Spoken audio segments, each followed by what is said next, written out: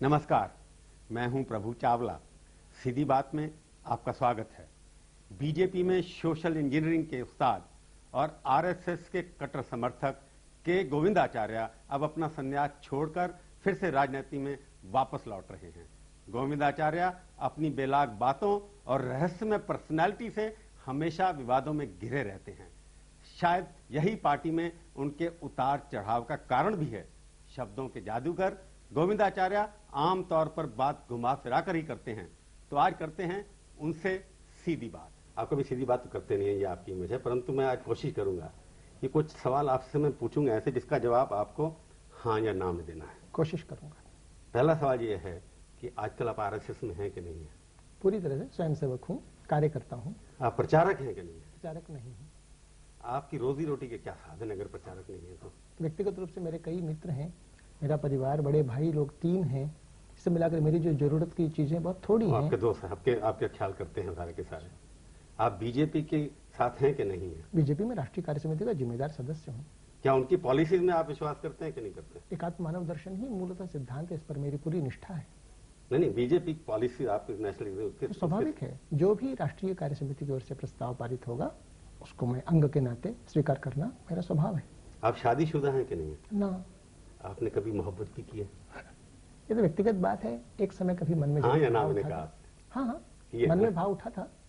तो आपको कभी मोहब्बत कभी घृणा हो जाती है, तो इस बार आजकल पार्टी से नाराज हैं आप? ना, पार्टी के प्रति मेरी निष्ठा लगाव यथावत है। तो आप उनके साथ क्या प्यार का दौर चल रहा है या घृणा का दौर चल रहा है? मैं पार्टी के संदर्भ में इस रूप में सोचता नहीं हूँ। पार्टी का एक समर्पित कार्यकर्ता के नाते केवल मैं सोचता हूँ। वाजपेयी जी की सरकार है, उनसे आपका क्या प्रेम है? हाँ, उसके सरकार के लिए जिम्मेदार कार्यकर्ता मैं भी हूँ। नहीं, उसकी आर्थिक नीतियों से आप पूरे आर्थिक नीतियाँ जो है वो एनडीए की है। तो आज मैं समझता हूँ कि एनडीए के नाते से जो सोचना पड़ेगा। आर्थिक नीतियाँ ठीक है या गलत है? कौन सी जो आज एनडीए की या वाजपेयी जी जिनके नेतृत्व करते हैं? इसमें ब्लैक एंड व्हाइट हो नहीं सकता ना। कई सीमा तक ठीक है, कई सीमा तक कठिनाइयां हैं, ऐसा मैं मानता हूँ। नहीं, पार्टी की लीडरशिप जो कर रही है, क्योंकि आप पार्टी में 9 साल या 10 साल महामंत्री रहे हैं, तो उस 9 साल के अंदर पार्टी में आपने इवॉल्व किया, तो वही पार्टी आज उसके एक स्वयंसेवक जो आपके प्रचारक भी रहे थे वही उसको लीड कर रहे हैं। तो जो कुछ कर रहे हैं उतना कितना सहमत? मैं मानता हूँ कि politics is the art of the best possible. उसी नाते जितना संभव है अधिक से अधिक बेहतर वही है ये सरकार कर पा रही है। Politics is not is the art of impossibility, the possibility. Art of best possible, for that also one has to strive. वही ये सरकार कर रही है, इसलिए इसकी नीयत के बारे में मैं पूरी आस्था रखता हूँ। मतलब मंत्रियों की नीयत नहीं, पूरी सरकार की परफॉर्मेंस की नीयत तो जनहित साधना ही है, उसमें मेरे मन में कोई भी दो मत नहीं है। स्वदेशी जागरण मंच के स्टेज से आरएसएस के चीफ जो है सुदर्शन जी ने काफी कुछ कह दिया, एंटी नेशनल कह दिया। ठेंगड़ी साहब ने भी बहुत बड़ी गालियां कई बार दे दी उन्होंने। बड़े बड़े शब्द जो हैं, एडजेक्टिव जो कहीं नहीं मिलते उस तरह के, जो कि आप उस संस्था से जुड़े हुए हैं। अच्छा, मैंने तो कभी भी नहीं कहा। नहीं, उस संस्था ने जो कहा आप डिसोन कर रहे हैं उसको? नहीं, मेरी ऐसी कोई टिप्पणी नहीं है।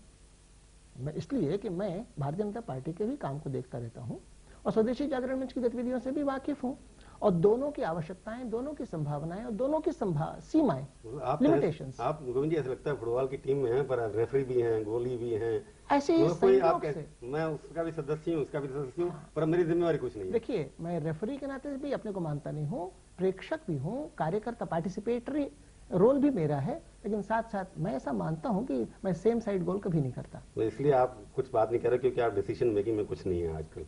क्या आप ये भी माना जा सकता है पार्टिसिपेटरी रोल, कंट्रीब्यूटरी रोल, इसी को मैं हमेशा से करता रहा हूँ, और डिसीजन मेकिंग तो कलेक्टिव होती है, और कार्य समिति के नाते डिसीजन बाइंडिंग भी है। आप तो खुद ही सेम साइड पे गोल कर देते हैं, कभी बार वाजपेयी जी के खिलाफ, कभी किसी के खिलाफ। कभी नहीं किया आपने? कभी नहीं। आपके बारे में कहा जाता है कि आपने कहा उनके ये तो मुखौटा है पार्टी का। वो छपा था, मेरे नाम से छपा था, मैंने बयान नहीं दिया था, एक कॉलम के अंतर्गत टिप्पणी लेखक ने लिखी थी, मैंने तुरंत प्रतिवाद किया था। जो डायरी लिखी थी आपने, आपके हाथ से लिखे जो कागज छपे थे कुछ? नहीं, कागज छपे थे, वो मेरे ही हस्तलेख के थे, वो 1992 के थे, जो छपे थे 97 में। और वो भी क्यों लिखे थे, मैं अपना आत्मालोचन कर रहा था कि मेरी जीवन यात्रा में क्या क्या हुआ, क्या क्या कठिनाई आई, मेरा असेसमेंट क्या है, मैं कहाँ फॉल्ट में हूँ। अच्छा, वो आपके फॉल्ट है ना आपकी संस्था के? आत्मनिरीक्षण हमेशा कार्यकर्ता की आवश्यकता होती है, सेल्फ इंट्रोस्पेक्शन, तभी तो इंप्रूवमेंट होगा। तो आपने तब कह दिया कि चाल चरित्र चेहरा बदलना, वो मैंने 93 में कहा था। चुनाव परिणाम डायरी तो आपने 92 में लिखी और 93 में 93 में क्या था, टीवी इंटरव्यू में गया था इसी प्रकार, चुनाव परिणामों के बाद उन्होंने कहा था कि क्या पाठ सीखते हैं आप, ठीक है आप हार गए। मैंने कहा था हम लोग हमेशा सफलता और असफलता में नहीं फंसते, दोनों से हम पाठ सीखकर आगे बढ़ते हैं। तब उन्होंने पूछा था कि कौन सा पाठ, क्या सीखा आपने? तब मैंने उत्तर दिया था कि मेरा ऐसा मानना है कि पार्टी में समाज के जो तबके आज तक शिरकत ठीक से नहीं कर पाते हैं, अपना नहीं पा रहे हैं, उनको आगे बढ़ाना, अपनाने के लिए प्रवृत्त करना हमारा काम है। इसी को मैंने सोशल इंजीनियरिंग कहा, इसी को मैंने चाल चरित्र चेहरा बदलने की जरूरत है, ये भी मैंने कहा। गौर जी, आप बड़ा कलाकार हैं। मुझे लगता है कि जब हार जाते हैं तो अपना कोई ना कोई फिलोसफिकल एक्सप्लेनेशन मिल जाती है आपको, दार्शनिक बन जाते हैं, आप एक फिलोसफर बन जाते हैं। नहीं, मैं ऐसा मानता हूं कि आखिर हार और जीतने से आगे बढ़ना लक्ष्य की ओर, यही तो उपाय है। ये करना भी चाहिए, हर एक को करना चाहिए। और एक पार्टी के कार्यकर्ता का नाते मेरा भी धर्म वही है, इसलिए सीखना चाहिए ना।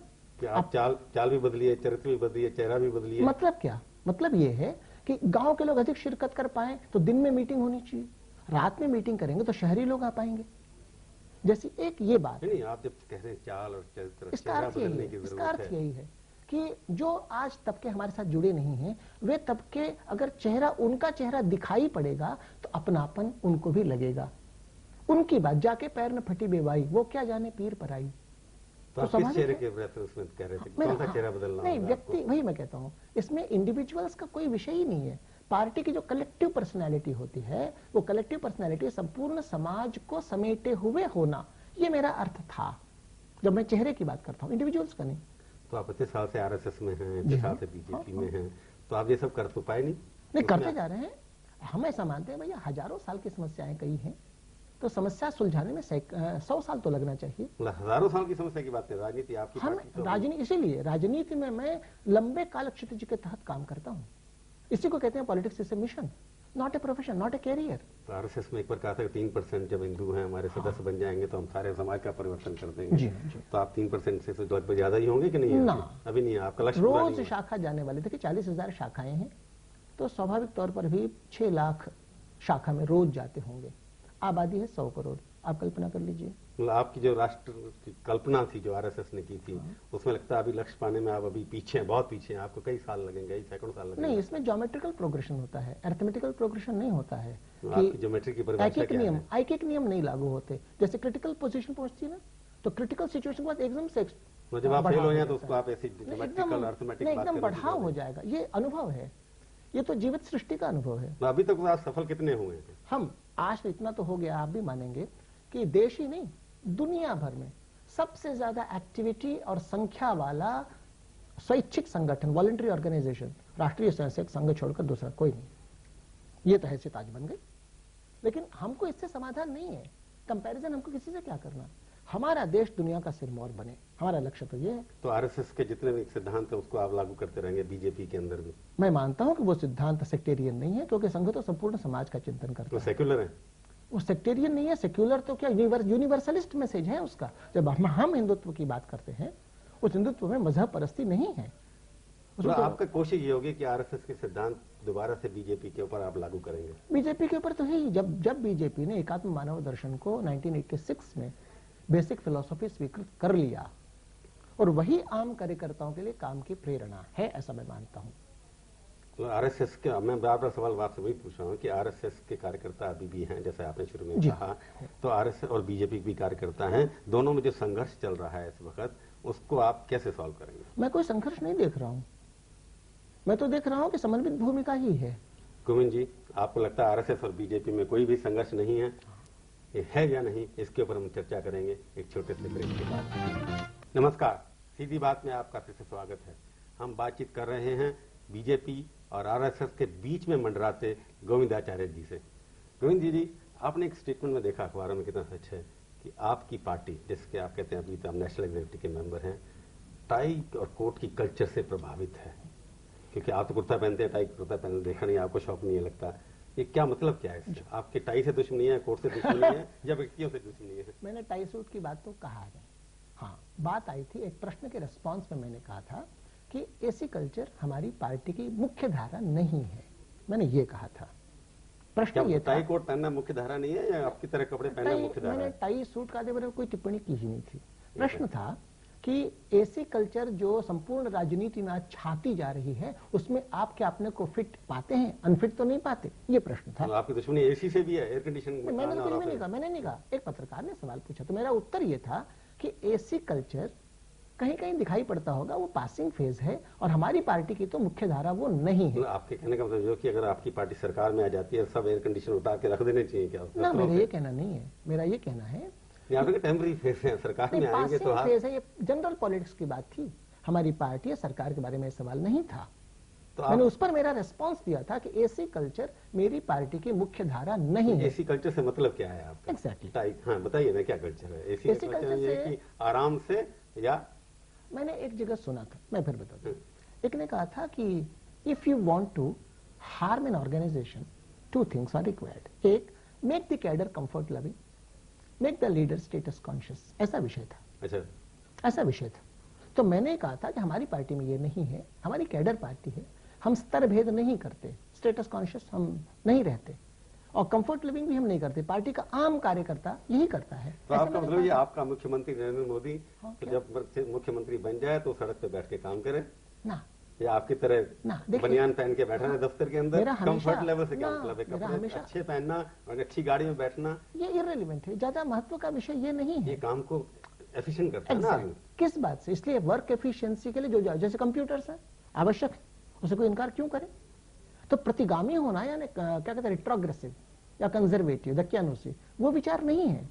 लेकिन हमेशा ये मानना है कि हमेशा जब पार्टी कार्यालय में आम आदमी जो मैला कुचैला भी हो वो आवे कार्यालय में, तो ऐसा माहौल रहे कि उसको पैर ठिठके ना कार्यालय में प्रवेश करने। टाइल्स नहीं लगी होनी चाहिए, फिसले नहीं पैर उसका। अपने अपने घर में व्यवस्थाएं अपने ढंग की हो और कैडर बेस्ड पार्टी के नाते से, मास ओरिएंटेड पार्टी के नाते से जो वर्क, इंग्लिश टॉयलेट नहीं होनी चाहिए, वॉश बेसिन नहीं होनी चाहिए, आवश्यक के अंदर टिश्यू नहीं होने चाहिए, तौलिए नहीं होने चाहिए। मेरा कहना है डिजायर बेस्ड नहीं, नीड बेस्ड, और नीड्स भी व्यक्ति व्यक्ति पर निर्भर है। जी, मेरे को लगता है, आपको लगता है जिंदगी की जितनी अच्छी चीजें हैं उनसे आपकी नफरत? क्यों? कार से, एसी से, अच्छे कपड़ों से ना। कोई इसके पीछे कोई हिस्ट्री है कि आपको बहुत चोट लगी है कहीं? नहीं, मैं ऐसा मानता हूँ। देखिए, सृष्टि में सत्यम, शिवम, सुंदरम तीनों एस्पेक्ट्स हैं। एस्थेटिक सेंस होनी चाहिए। सादगी का अर्थ गंदगी नहीं है, सादगी का अर्थ व्यवस्थितता है। लेकिन सादगी का अर्थ केवल ऑपुलेंस या गॉडी या एकदम हावी होने वाली ऑफुल, वो भी नहीं है। इसलिए आपका कभी भी पर्सनल संबंध भी रहे ऐसे व्यक्ति से, जैसे उमा जी के बारे में कहा जाता है, वो भी सन्यासी हुए हैं, उनको भी लगता है कि वर्ल्डली जो चीजें हैं उनके साथ कोई भी उनका संबंध नहीं रहा? नहीं, ये एक साइकोलॉजिकल कनेक्शन था। मैं ऐसा मानता हूँ कि वो महिला भी हैं, राजनीति में हैं, संत हैं। उनके बारे में जिससे ज्यादा टिप्पणी करने की जरूरत नहीं कि मैं उन्हें संत के नाते आदर करता हूँ और उनके बारे में उड़ी हुई अनेक विषय की बातें, जो मेरे संबंध की भी बातें रहती हैं, मैं उनको मानता हूं कि बहुत ज्यादा चर्चा में लाना उचित भी नहीं है, अर्थहीन है। एक बार की बात थी, मैंने बहुत साफ साफ कह दिया था और वो बात वहीं खत्म हो गई। उन्होंने भी कहा आपके बारे में कि वो शायद सोचती थी कभी शादी आपसे कर लेते। इसलिए एक व्यक्तिगत बात थी जो 1991 में पूरी हो गई, खत्म हो गई। उसके बाद उन्होंने संन्यास ले लिया। तो संन्यास ले लेने के बाद मैं उनका आदर करता हूँ, अच्छे मित्र भी हैं और मेरे साथ मानना है कि आज की राजनीति में महिलाओं की सहभागिता बढ़ाने के लिए ऐसे विवादों को उछालना ये अल्टीमेट कॉज को नुकसान करता है, व्यक्तियों की बात नहीं है। संपूर्ण माहौल में महिलाओं की भागीदारी बढ़े, इसलिए ऐसी टिप्पणियों से बचना। कोई शादी करे या नहीं करे, इससे उनकी राजनीति में कोई फर्क पड़ता नहीं है। जो लोग कहते हैं ऐसी बात करनी नहीं चाहिए उनको। मैं कहाँ कहता हूँ। और बयान से पहले जो आप कह रहे हैं आपके उनके साथ संबंध थे जी, कभी आप दोनों ने सोचा था कि विवाह भी हो सकता है? एक समय बात चली थी, मैंने कहा था, पहले भी कहा था, वो बात खत्म हो गई, ये भी मैंने कहा। तो उसके बाद बार बार इन विषयों को, तो आज के राजनीतिक माहौल में महिलाओं की सहभागिता के लिए ये चीजें, विवाद बार बार उछाला जाना जिसमें कुछ बात नहीं है, तो बीती ताही बिसारी दे, आगे की सुधिले ही होना चाहिए। जो बीत गई सो बात गई। आप दोनों का संबंध आपका एक दोस्त के नाते निश्चित है और रहेगा। मैं उनका आदर करता हूँ, वो भी आपका आदर करती हैं। मतलब विवाह की आप कोई फ्यूचर में कोई संभावना नहीं है? देखिए, आगे के बारे में कभी किसी ने कोई दावा किया हो, करना चाहता हो, वो उचित नहीं है। आज मैं यही कहूंगा, ऐसी कोई भी बात। आपकी आयु कितनी है? मेरी 57 हो चुकी। तो आप शादी की बात सोच सकते हैं कभी? एक जीवन शैली में जिसमें मैं रच बस गया हूँ, आज मेरे मन में ऐसी कोई बात नहीं है। परंतु फ्यूचर के बारे में आप कह नहीं सकते। इन विषयों के बारे में किसी भी मनुष्य को कोई दावा नहीं करना चाहिए। भगवान अहंकार नहीं सहते। मतलब अटल जी जब प्रधानमंत्री बन गए तो लगा कि आप भूल भला गए हैं, तो आपको दोबारा से ट्रेनिंग लेनी पड़ना चाहिए, उनसे कैसे डील करना है, इसलिए तो उन्होंने कहा कि आप जाना चाहिए आपको। ये सोच अटल जी के प्रति अन्याय होगा। अटल जी का मेरे बारे में कोई दुर्भाव होने का कोई कारण नहीं है, और आपका भी नहीं है। मैं उनका आदर करता हूँ, वे मुझे स्नेह करते हैं, इसलिए दूसरा कुछ नहीं है। फिर कौन चाहता है कि आप पार्टी में नहीं रहें? कौन? कोई नहीं, ऐसा कुछ नहीं। मैंने तो स्वयं कहा ना, अध्ययन अवकाश तो मैंने लिया। क्यों? क्योंकि देश के व्यापक संदर्भ में मेरा मानना है कि भूख और बेरोजगारी जो दो मूल समस्याएं हैं, उसका समाधान इस अंधाधुंध वैश्वीकरण से संभव नहीं है, और मेरी आशंकाएं पुष्ट होती जा रही हैं। पिछले 10 वर्षों में गैर बराबरी बढ़ी, महिलाओं की स्थिति बदतर हुई और बेरोजगारी की समस्या बढ़ी है। ग्रामीण गरीबी विशेष नहीं 10 में तो 3 साल 4 साल आपकी सरकार के हो गए, इसीलिए मैं कहता हूँ, इसलिए उसका कारण है कंटिन्यूटी के नाम पर जो एग्रीमेंट है WTO का, उसकी बाधा तो है ही। खाली WTO ही कारण है सबका, आपको लगता है? अंधाधुंध वैश्वीकरण में माहौल बनाने में शुरू से जो चला आया है विषय, वही कारण है ज्यादा। अभी आप सुना है काफी मंदिरों में गए, पीछे घूमते रहे 2-4 दिन। हाँ, मैं तो एकांतवास में रहा, चित्त शुद्धि। अभी कल परसों भी आप गए मंदिरों में, दर्शन किया आपने? स्वाभाविक था, जब आगरा से लौटा तो मैं लौटता हुआ वृंदावन रुका था। उसके पहले गायत्री परिवार के संस्थापक यूपी के मंदिर में जाने का मतलब क्या कोई राजनीति रिवाइव करने वाले हैं मंदिर बनने की? मैंने उस दिशा में सोचा भी नहीं था, और मेरी व्यक्तिगत आस्था है। पर आरएसएस के कार्यकर्ता नाथुमा जी ने यहाँ कहा था कि मंदिर तो वहीं बनना चाहिए, आप भी उसको सब्सक्राइब करते हैं? हाँ, मेरी वो आस्था है कि मंदिर वहीं बनना चाहिए। स्वाभाविक है, नहीं तो क्या मक्का में बने? राम का मंदिर तो अयोध्या में ही बने, जन्म स्थान पर भी बने, स्वाभाविक है, सब लोग मानेंगे, कौन नहीं मानेगा इसमें? तो कहीं और भी बन सकता है अयोध्या में? हाँ, हजारों मंदिर तो है, लेकिन क्या जन्म स्थान पर मंदिर नहीं बनना चाहिए, ऐसा कोई कहेगा? ऐसा कोई नहीं कह सकता। तो आप अपने कार्यकर्ताओं को तैयार करेंगे इनडायरेक्टली विद इन सबोटाज करने की? आपके बारे में ये भी कहा जाता है कि आप अंदर पार्टी में रह के सबोटाज कर रहे हैं। मेरी कभी नीयत वैसी रही नहीं है, मैं कभी सोचता ही नहीं हूँ। मैंने हमेशा पॉजिटिव कंट्रीब्यूटरी रोल प्ले किया है, वही मेरी आस्था है। और जहाँ तक मैं ऐसा मानता हूँ, चुनाव में पार्टी अच्छा करेगी। वाजपेयी जी शायद ये बात नहीं मानते, आप तो उनके मुखौटे की बात करते रहे, जब आपने कहा कि आपने नहीं कभी नहीं कहा, कभी सोचता भी नहीं था, कभी कहा भी नहीं मैंने। वाजपेयी जी मानते हैं, आपको लगता है कि पॉजिटिव रोल प्ले करते हैं पार्टी के लिए? हाँ। आपको कहा उन्होंने बुला के? आप कब मिले थे वाजपेयी जी को? आज से कितने साल पहले मिले थे? राष्ट्रीय कार्य समिति बैठकों में तो भेंट होती ही रही है। पीछे की लाइन में बैठे होंगे आप उसमें। कब भेंट हुई है 1-to-1 से वाजपेयी जी? तो 1-to-1 भी मेरा 1 वर्ष पहले हुआ है। आखिर 7 महीने तो मैं बाहर ही था। संन्यास लेने से पहले आप उनसे मिलने गए थे? एकदम मिले, उस समय उसके जस्ट पहले नहीं गया था, उसके भी 3-4 महीने पहले गया था। क्योंकि ये इतने व्यस्त रहते हैं ना, इनको मैं क्या, मैं अडवाणी जी का भी नहीं गया, उनका भी नहीं गया, जोशी जी का भी नहीं गया, ये लोग सब व्यस्त रहते हैं ना। मैं अब मेरे पास कुछ विशेष बात रही तब तो मैं जाऊं। आपका जिम्मेवारी भी कोई नहीं है आजकल खास पढ़ने के? नहीं, पढ़ना स्वयं में एक बड़ी जिम्मेदारी मैं मानता हूँ। इसका देश के लिए लाभ होगा, पार्टी के लिए लाभ होगा। मैं जब अपनी रिपोर्ट प्रस्तुत करूंगा 1 वर्ष के बाद, इसका लाभ पार्टी को। घी कहाँ गिरा, दाल में गिरा। मेरा जो कुछ भी योगदान है मेरे लिए तो नहीं है, कैरियर के लिए तो नहीं है, पार्टी के लिए होगा, विचारधारा के लिए होगा, देश के लिए। यूपी में प्रचार करेंगे कि नहीं करेंगे?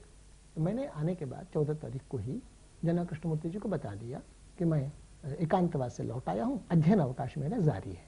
मैंने दोनों बातें उनको बता दी। फिर तो मेरा ऐसा विश्वास है कि चुनाव के इतना आगे बढ़ गए। प्रचार करेंगे कि नहीं? आपने यूपी की अपनी नेशनल एग्जीक्यूटिव की मीटिंग अटेंड की, तो प्रचार करेंगे कि नहीं यूपी के अंदर? ये तो अपनी पार्टी के बाकी के लोग सोचें, पार्टी के आपकी इच्छा क्या? मेरी इच्छा है कि मेरी बहुत जरूरत पड़ेगी नहीं, मैं ऐसा मानता हूँ। आप इरेलेवेंट हो गए पार्टी में? नहीं, बहुत जरूरत नहीं पड़ेगी। चुनाव में पब्लिक मीटिंग भाषण करता नहीं हूँ। तो आप संगठन करते हैं हमेशा, संगठनात्मक कार्य में तो आप बड़े माहिर हैं। उसके लिए इलेक्शन मैनेजमेंट का जो दौर रहता है वो चुनाव के कैंडिडेट की प्रक्रिया के पहले पूरा उसके बाद रिजल्ट ये आता है कि आपने जहाँ भी रहे तकरीबन वहाँ पार्टी हारी है। उल्टा राजस्थान में आप उल्टा जब 93 उल्टा फैक्ट्स आर डिफरेंट। मैं बता रहा हूँ, बताइए। बताता हूँ।